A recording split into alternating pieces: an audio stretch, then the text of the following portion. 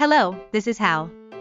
Today, I will be introducing a complete binder of promo cards for games released from 2000 to 2001.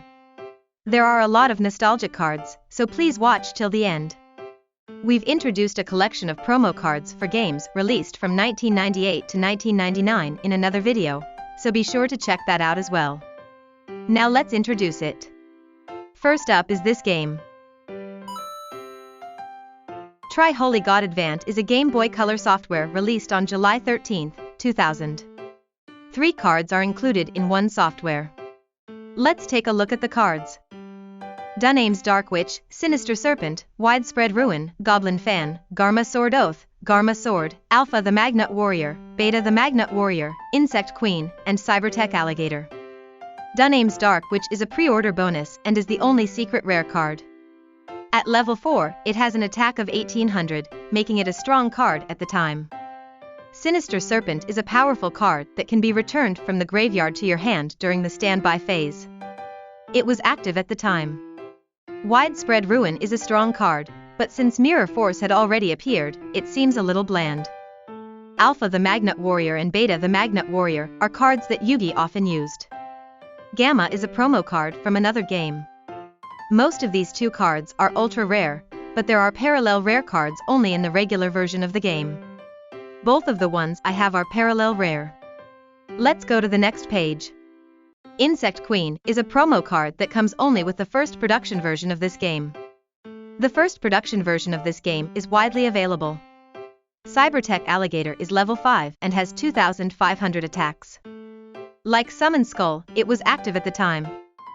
Next, I will introduce the strategy guide for Try Holy God Advant.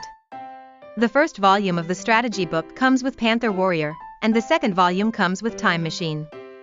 Panther Warrior has an attack of 2000, but you can't attack unless you send your own monster to the graveyard, so it's a little difficult to use.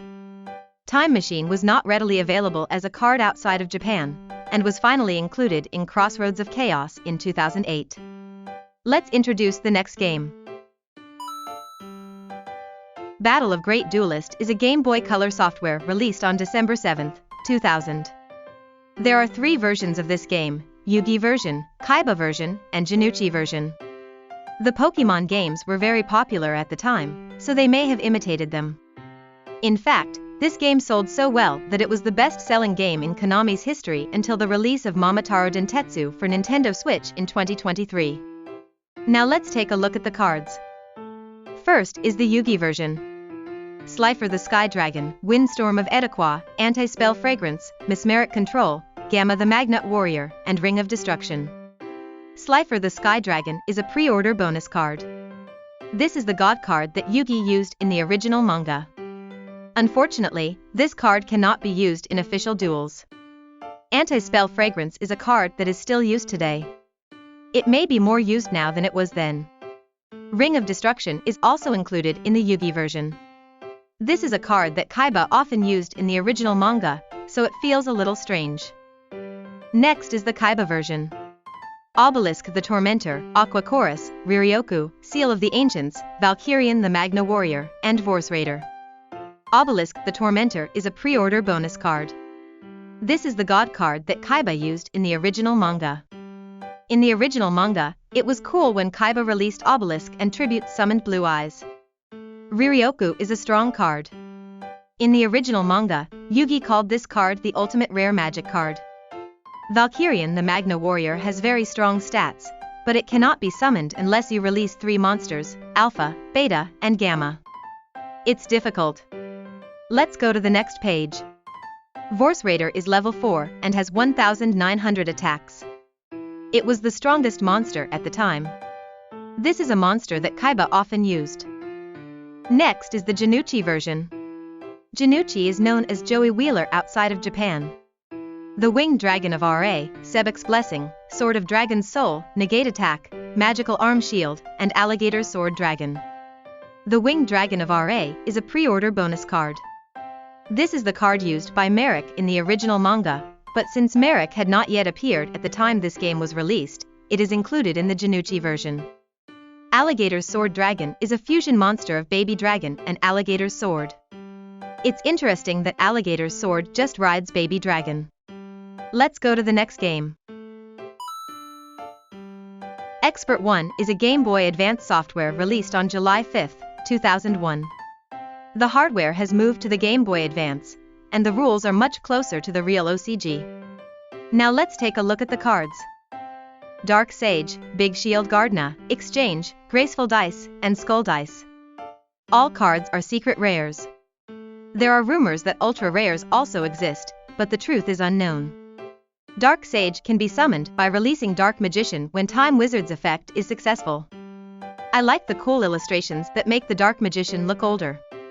Big Shield Garden is level 4 and has 2600 defense. I think many people were using it at the time. Graceful Dice and Skull Dice are gambling cards. In the original manga, the attack power was doubled or halved, but in the OCG, only the 100 points multiplied by the number of the dice changes. Let's go to the next game. Expert 2 is a Game Boy Advance software released on December 10, 2001. All of the promo cards for this game are cool and I really like them. Let's take a look at the cards. Des Volsgolf, Toon Dark Magician Girl, Xarian Universe, and Guilford the Lightning. First up is Des Volsgolf. It's a pre-order bonus card. I also have an unopened copy of this card. The illustrations on this card are cool. It is so popular that this card with crystals was distributed as a prize at the 2008 Summer Cup held in the United States. Next up is Toon Dark Magician Girl. This card is very popular.